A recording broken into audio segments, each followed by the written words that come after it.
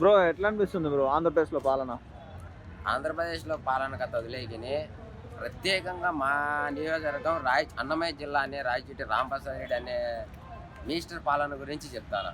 ఆయన ఏమని చెప్పొచ్చాడంటే, రాయచోటికి 4 విధాలుగా 4 పక్కల వాటర్ తెస్తానని చెప్పాడు. అంటే Galiveedu, Pulivendula plus Penna river plus ఈ వాటర్ అన్ని తెస్తానని రాయలసీమను రత్నాలసీమ అని చెప్పి ఓట్లు వేయించుకున్నాడు. ఓట్లు వేయించుకున్న మన రాంప్రసాద్ రెడ్డి గారు ఏం చేయాలా? ఇంతకుముందు మాధవిరెడ్డి గారు అడిగినారు, మా కడపకు బస్టాండ్ లేదు అని డైరెక్ట్గా అడిగారు. మీరు కూడా అలా ఇరిగేషన్ మినిస్టర్కి మాకు వాటర్ ఇస్తే కడప నుంచి కానీ శ్రీశైలం కానీ ఇంకోటి ఏదంటే మాకు మెయిన్ వచ్చేది గాలివీడు ప్లస్ పులివెందల కాడి నుంచి పెన్నా రివర్ అనేది అటాచ్మెంట్ అవుతుంది. ఆ ఒక్క ప్రాజెక్టు పూర్తి చేస్తే కనుక మా రాయచోటి అన్ని విధాలుగా డెవలప్ అవుతుంది. వాటర్ వచ్చాయంటే ప్రతి ఒక్కరు మా రాయలసీమని రత్నాలసీమగా భావిస్తారు. ఎందుకంటే వాటర్ వస్తే ప్రతి ఒక్కరికి రైతు అనేది ఏ విధంగా బాగుపడతాడనేది తెలుసు. ఆ రైతుకున్న విధానాన్ని ఆ వాటర్ రాజశేఖర ప్రభుత్వంలో ప్రతి గ్రామానికి కాలం వచ్చేది, బట్ వాటర్ రాలేదు. మీరు కానీ ఆ వాటర్ తెచ్చే కనుక మనకు ఆ సంపద సృష్టించడం ఎలా అన్నాడు చూడు, అదే మెయిన్ ముఖ్య కారణం అవుతుంది. ఆ సంపద చంద్రబాబు నాయుడు అన్నాడు, మేము సంపద సృష్టిస్తా మాకు చెప్పండి అని చెప్తున్నారు. చంద్రబాబు నాయుడు గారు, మీకు సంపద సృష్టించడం అంటే ఏందో నేను చెప్తా వినండి. మా రాయలసీమకు కానీ వాటర్ కానీ అన్ని మూలలుగా చేరాయంటే టమాటా పండుతుంది, మామిడి పండు పండుతుంది, దానిమ్మ పండు పండుతుంది.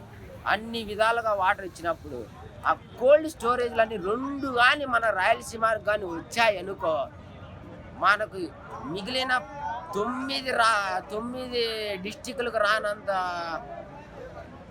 అభివృద్ధి కానీ సంపద కానీ అన్నీ వస్తాయి. చంద్రబాబు నాయుడు గారు, మీరు సంపద సృష్టించడం అని మీరు చెప్పారు కదా, నేను చెప్తున్నా వినండి.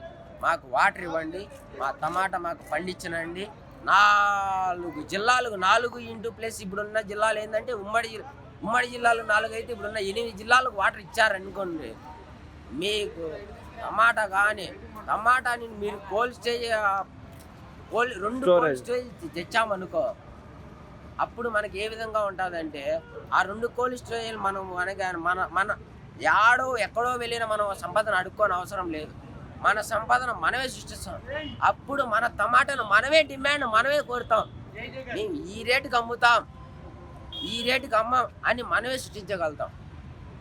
ఇప్పుడు ఫర్ ఎగ్జాంపుల్ మనకు టమాటా అనేది రాయలసీమలో ఎక్కువగా పండుతుంది. ఎందుకంటే అక్కడేం వరదలు వచ్చి టమాటా ఏం కొట్టుకునే పరిస్థితి ఉండదు. వాటర్ ఇచ్చామంటే టమాటా పండుతుంది, మామిడి పండు పండుతుంది, దానిమ్మ పండు పండుతుంది, డ్రాగన్ ఫ్రూట్ పండుతుంది, అనేక పంటలు పండుతాయి. మీరు ఆ పోలవరం ప్రాజెక్టు కంటే కూడా మీరు రాయలసీమకు వాటర్ ఇచ్చేదనే కంటే మీరు చూపించగలిగితే మీరు సంపద సృష్టించగల నెంబర్ 1 దాతగా, నేతగా, నాయకుడిగా ఉంటారు. లేదా మేము చేసేది మా పరిపాలన ఇదే విధంగా అని మీరు అన్నారన్నే అనుకో,